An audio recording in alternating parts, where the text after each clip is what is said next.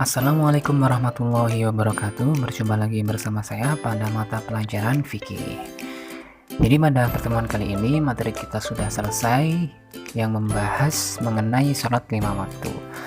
Nah, pada pertemuan kali ini kita akan mereview kembali ya, itu mereview lagi dari apa yang sudah pernah kita pelajari, yaitu terkait tentang sholat 5 waktu.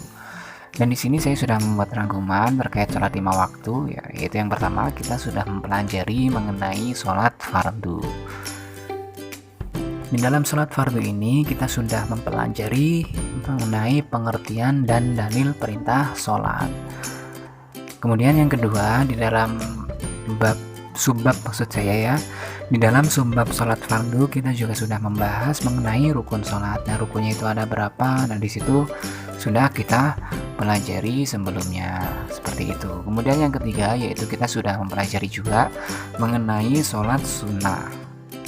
Maksud saya di sini adalah sunnah dalam sholat. Kemudian yang selanjutnya kita juga sudah mengetahui atau mempelajari mengenai hal yang membatalkan sholat. Dan selanjutnya juga kita sudah mengetahui juga atau mempelajari mengenai makruh dalam sholat. Dan yang terakhir, di dalam subbab sholat fardu ini kita juga sudah mempelajari mengenai hikmah melaksanakan sholat 5 waktu itu sendiri. Nah, bagi adik-adik yang sudah lupa terkait materi yang sudah pernah kita pelajari terkait sholat 5 waktu, adik-adik bisa membukanya lagi ya, cek kembali di bukunya masing-masing atau bisa juga cek di channel YouTube MTS Terpadu Alam Jamur supaya nanti ketika kita formatif kita bisa mendapatkan nilai yang baik seperti itu ya. Nah, lebih tepatnya kita bisa mengamalkan ya, kita bisa mengamalkan pelaksanaan atau tata cara melaksanakan sholat fardu itu sendiri, dan supaya sholat kita bisa baik dan benar seperti itu ya.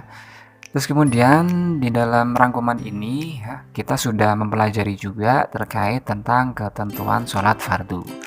Nah, di dalam ketentuan sholat fardu ini maksudnya adalah waktu-waktu ya, waktu-waktu yang ditentukan untuk melaksanakan sholat fardu. Jadi sholat itu kan, sholat fardu ada 5. Nah, pelaksanaannya itu bermacam-macam, yaitu ketika sholat subuh dilaksanakan pada waktu terbitnya matahari. Maksud saya di sini ketika terbitnya fajar shodiq sampai terbitnya matahari. Nah, itu adalah pembagian waktu subuh. Itu adalah yang masuk di dalam ketentuan sholat fardu. Contohnya seperti itu. Kemudian di dalam ketentuan sholat fardu ini juga membahas tentang ketentuan sholat duhur, yaitu dimulai ketika tergelincirnya matahari sampai bayang matahari atau bayang-bayang suatu benda itu sama dengan benda tersebut. Nah, itu adalah waktu, maksudnya waktu sholat duhur. Kemudian yang ketiga terkait ketentuan sholat, di sini ada ketentuan sholat asar, di mana sholat asar ini diawali dengan ketika wujud suatu benda itu sama tingginya dengan benda tersebut sampai di situ munculnya mega merah ya, atau langit di sebelah barat itu terlihat merah. Itu adalah batas waktu sholat asar. Dan kemudian disusul dengan pembagian atau ketentuan sholat maghrib, yaitu yang diawali dengan munculnya mega merah atau awan merah tersebut, kemudian diakhiri dengan hilangnya awan merah tersebut. Nah, itu adalah dimana letak waktu sholat maghrib dilaksanakan. Dan kemudian yang terakhir yaitu waktu sholat isya. Di situ sudah dijelaskan di dalam ketentuan sholat fardu ini. Kemudian setelah selesai materi dari sholat 5 waktu ini, saya ada tugas buat adik-adik, yaitu yang pertama itu 1 ya, sebutkan syarat wajib sholat. Nah, itu di situ adik-adik bisa menyebutkan syarat wajibnya itu ada berapa. Nah, itu disebutkan di dalam buku tulisnya adik-adik tersebut. Kemudian yang kedua yaitu sebutkan hal-hal yang membatalkan sholat. Hal-hal yang membatalkan sholat itu apa saja? Nah, bisa disebutkan kemudian ditulis. Ya, seperti itu ya.